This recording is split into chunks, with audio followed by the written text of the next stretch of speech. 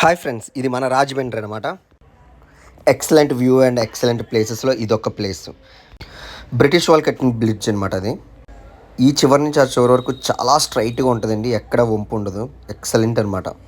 సాయంత్రం అవ్వబడికి ఇక్కడ చాలామంది వస్తూ ఉంటుంటారు.